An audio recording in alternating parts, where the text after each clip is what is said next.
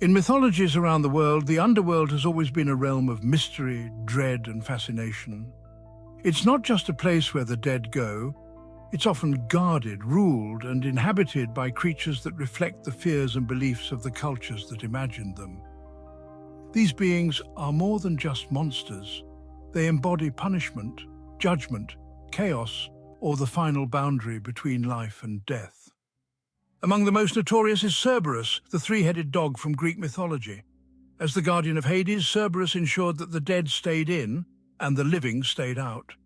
Each of his heads is said to represent the past, present and future, or birth, youth and old age, making him not just a beast of muscle and fang, but a symbol of the inescapable passage of time. Next is the Egyptian deity Ammit, known as the Devourer of the Dead.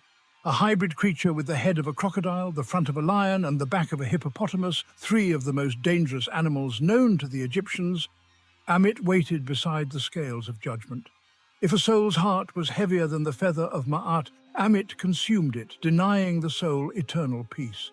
This wasn't just death, it was erasure, a second death more terrifying than the first. Ammit didn't chase victims. She waited for them to fail their own morality. In Norse mythology, Hel, the daughter of Loki, ruled over a cold, shadowy realm also called Hel.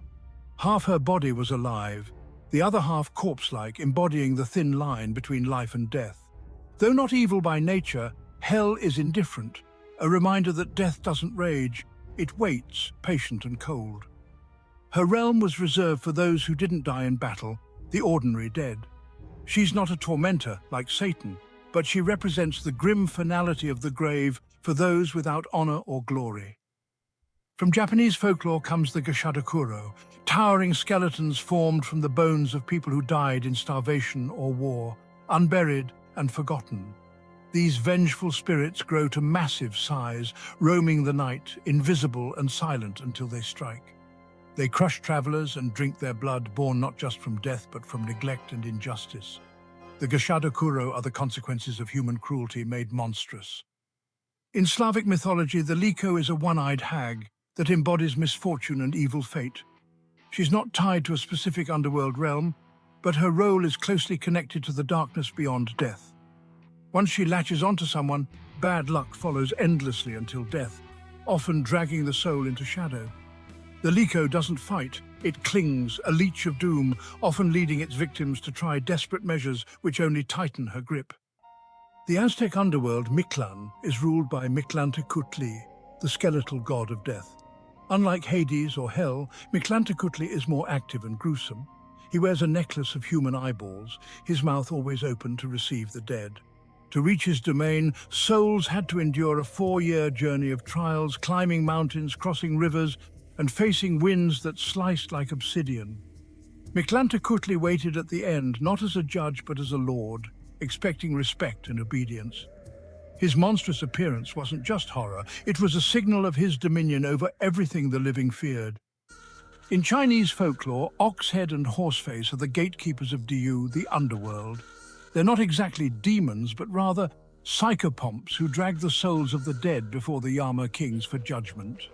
Their strange hybrid forms, one with the head of an ox, the other with the face of a horse, create a sense of the surreal, a sort of warped version of reality that marks the boundary between life and death.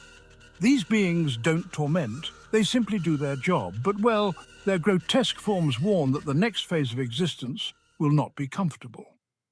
The Greek underworld also contains the Erinyes, or Furies, female spirits of vengeance who pursued oathbreakers, murderers, and the unrepentant.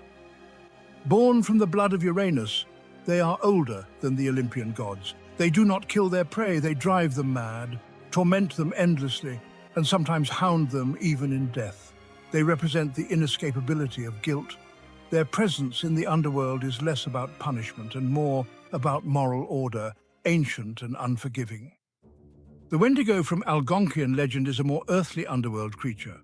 Though not from the land of the dead, it is a spirit of death that possesses people, driving them to cannibalism and madness. Born from famine and greed, the Wendigo is a twisted result of human desperation.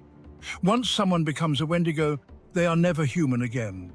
They're consumed from within, a living embodiment of decay and doom, walking between the physical world and a spiritual underworld of hunger and isolation. Finally, there's Charon, the ferryman of the river Styx. He's not monstrous in form, but in role. He demands payment to ferry souls across the river that divides the world of the living from the dead. Those without a coin are left to wander the shores for eternity. Charon doesn't judge, doesn't attack, and doesn't warn. He merely transports, cold and indifferent. And yet, his silent presence may be the most terrifying of all. He represents that final, inevitable crossing, with no promise of what lies on the other side. These creatures, from every corner of the globe, reveal how humanity has always tried to make sense of death through form, myth, and fear. They embody not just the terror of dying, but the uncertainty of what follows, and whether once we cross the threshold, we'll be forgotten, punished, or simply absorbed into a realm where even memory itself fades.